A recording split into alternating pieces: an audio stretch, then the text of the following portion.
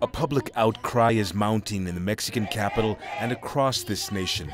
They're drawing national and international attention to the growing list of people who are missing in Mexico.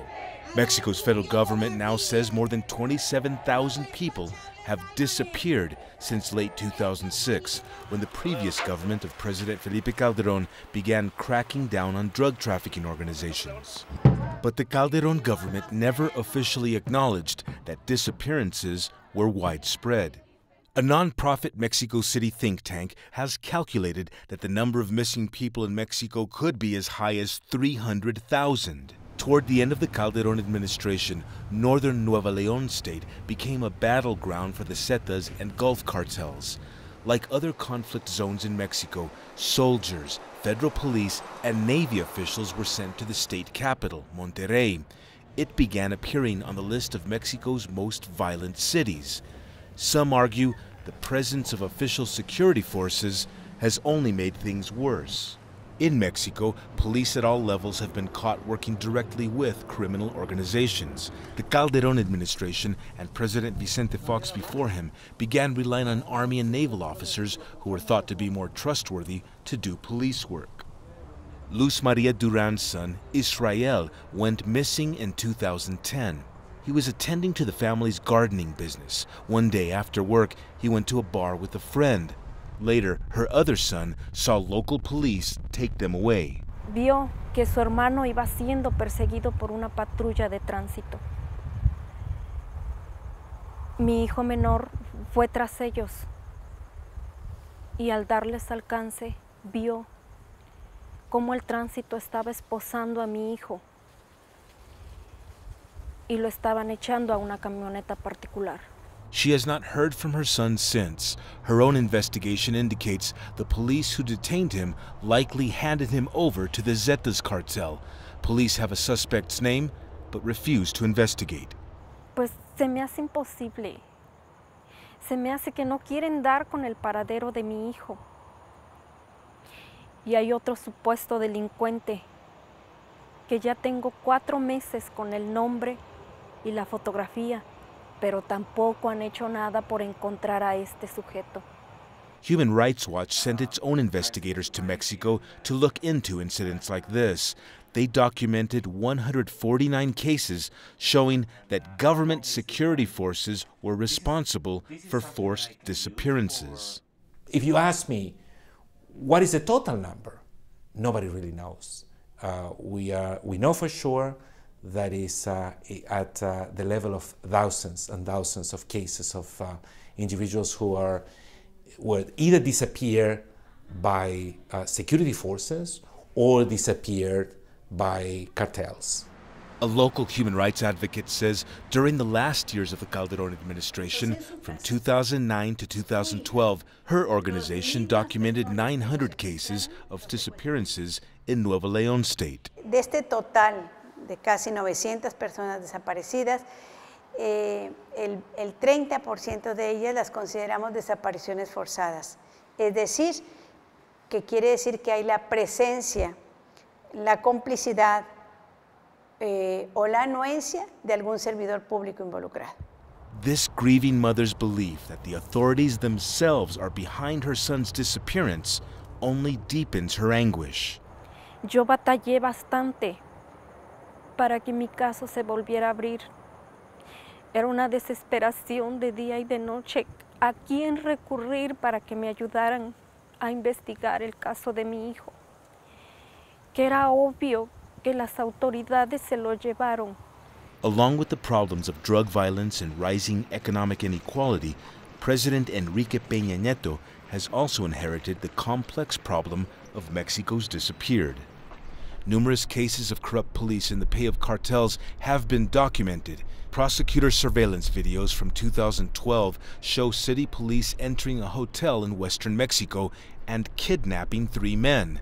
The victims were later found asphyxiated and beaten to death. In some incidents, kidnapped victims were taken to mafia safe houses with uniformed police present. The previous government created a barely publicized institution called Pro Victima. to provide legal and psychological help for families of the missing. Human Rights Watch interviewed 30 of the families who came to Pro Victima for assistance. The overwhelming majority of those families told Human Rights Watch that this government organization pressured them to accept that their missing loved ones are dead, even though there was absolutely no evidence to support such a conclusion. Pro Victima says Human Rights Watch never conducted interviews to learn how this institution works. Pro Victima's prosecutor for cases of disappeared people says the organization has solved more than 180 cases of missing people. 137 of those were still alive, 46 were found dead. Si quisiéramos nosotros decir que la solución está aquí, estaríamos ya de entrada en un error. La solución no solo es esta, la solución es que todas las instituciones, tanto de gobierno federal como de gobierno local, sumen sus capacidades. The federal government has been reviewing some telephone calls made to victims just before they went missing. But the Human Rights Watch report says in numerous cases, key evidence, including DNA, has also gone missing. Distraught family members brought their cases directly to the previous president. The Calderón administration said it was purging corrupt police, but constantly downplayed criticisms that the Army and Navy were using excessive force and often unlawfully detaining untold numbers of people. A few families gather regularly at a Mexico City Human Rights Center to talk about their missing loved ones. They're among thousands of other families, often from Mexico's poorest communities, who leave behind their jobs and personal lives to conduct their own expensive investigations, which often last years and lead nowhere. That drives them further into poverty and despair. Among them is Maria Herrera, who has set aside her entire life in a desperate effort to find her missing sons. 4 of them. The first 2 disappeared in 2008, near Acapulco, in the Pacific coast state of Guerrero. Inmediatamente nos lanzamos a la búsqueda, pensando en que pudieran haber tenido algún accidente, creyendo que por ahí en las carreteras los íbamos a encontrar. Y empezó esa búsqueda interminable que hasta la fecha jamás hemos dado con su paradero. 2 years went by, and Guerrero state officials made no progress towards solving the disappearances. Her family sank deeper into debt, so 2 of her other sons went to find work in the Gulf Coast state of Veracruz, a region where criminal violence has been raging. Se fueron a trabajar porque ya no había recursos para la búsqueda de los muchachos. Y se tuvieron que ir y no han regresado. Para eso ya tenían 2 días y no me habían avisado. The unexplained disappearances of her 4 sons has driven Maria Herrera into a deep depression.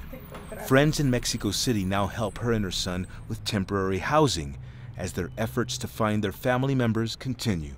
Tuvimos que luchar con una serie de obstáculos en el estado de Guerrero para que se investigara, cosa que nunca se realizó. Cuando nos damos cuenta de que la autoridad de Guerrero está coluida, claramente tratamos de que el caso lo trabajara la Procuraduría de la República. He tenido muy buena atención, me reciben muy bien, me atienden muy bien, pero en cuestión de la búsqueda de mis hijos no hay nada. Es por eso que yo me siento ya al borde de la locura, ya no sé qué hacer, ni a quién acudir. In February of this year, the International Committee of the Red Cross signed an agreement to help Mexico's new administration search for missing people.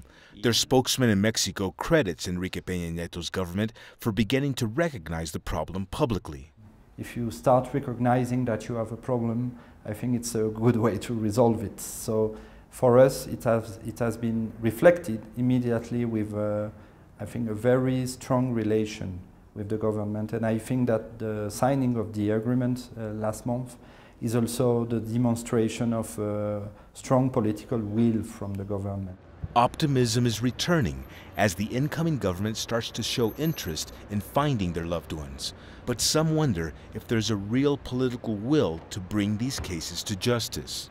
The real test for the new government is whether they will be able to deliver justice That is a different question, whether they are going to be capable to challenge the impunity. The Herrera family and tens of thousands of other families are hoping the new government truly is sincere about its efforts to solve widespread disappearances. Sometimes their optimism wanes. El problema no se acaba cuando entra una otra persona en el gobierno. El problema sigue porque las instituciones del Estado siguen funcionando como tal y siguen sirviendo al narco. Ese es el problema. Their efforts to seek justice seem endless and often isolate them from the rest of Mexican society. Still, Maria Herrera is sending a direct plea for help to her countrymen and the international community to pressure the government into solving tens of thousands of cases of people who are missing in Mexico. Y ese es el dolor más fuerte de nosotros como víctimas, que esta gente no se concientiza y no se une para tratar de evitar todo esto, porque es la sociedad unida la única que puede jalar al gobierno y obligarlo para que cumpla con su deber de protegernos, de cuidarnos